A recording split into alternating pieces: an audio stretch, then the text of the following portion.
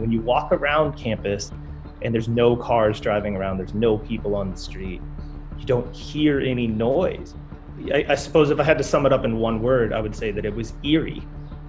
You know, we went down to a bare minimum staff for sure.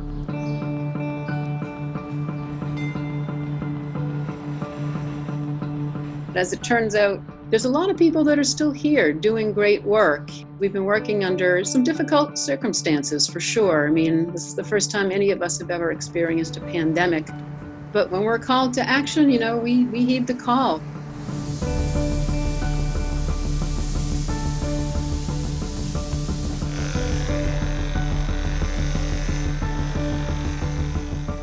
We're doing details cleaning, sanitizing, and all that, you know, to keep the building clean and safe for everybody.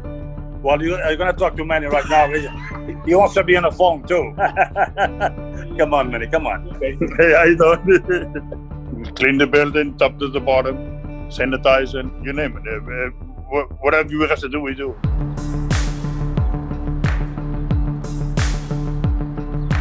I'm in the CGS building. We took the former faculty office and I have it set up with some ring lights and a large light stand. A lot of us are coming into our office to teach class where we have a good solid internet connection and a distraction-free zone. Okay, so if you guys want to go ahead and open up a blank PowerPoint slide. We have 2-hour classes during the summer, so I wanted even lighting. I wanted the green screen behind me to take out any distractions in the background, whether it's staring at what's in the inside of a room or, you know, your 6-year-old running into the screen and giving you bunny ears.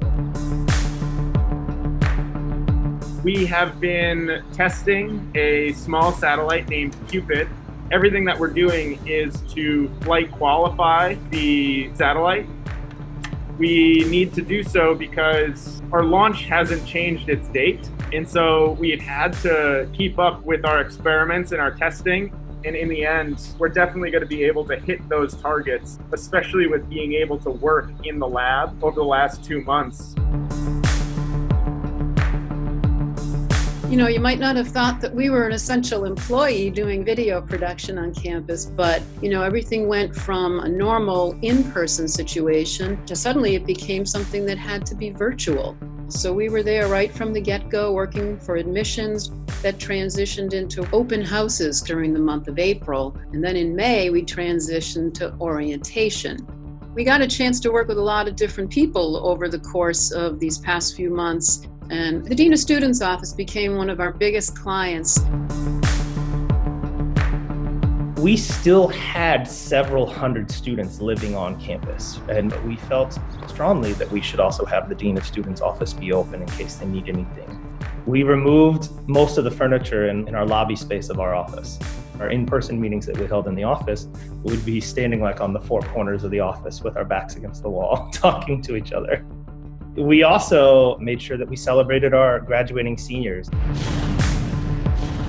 Here we are. I have been on campus all week. I decided to take over the top floor of Questrom, and we are connecting live to the Grand tonight.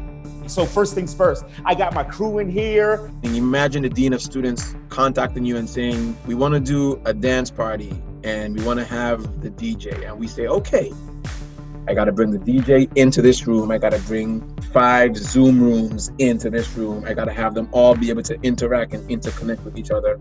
Now bring in physical equipment, 12 to 14 laptops on a table with a sound mixer, with a video switcher, and it ended up being fun. So I think a lot of what we're doing is just connecting people, making sure that everyone can see, hear, feel, touch each other as though we're in the same place, although we're not. And just kind of remove the screen as much as possible, right?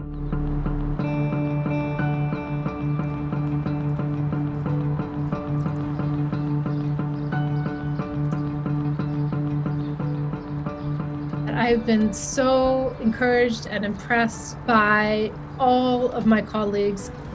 I'm very hopeful those who feel comfortable returning to campus will be able to safely, and then those who join from online will be able to reap the rewards of their professors having worked on this type of teaching for months. We're prepared for it, and we're putting in the work because we want for everyone to have that same experience as though they're here. And you can't force that. That's not just done because of a paycheck. That's done because of an actual love of this community. Our faculty and staff have rallied behind preparing Boston University to have students back on campus. And I cannot wait until I look out this window and see Commonwealth Avenue full again.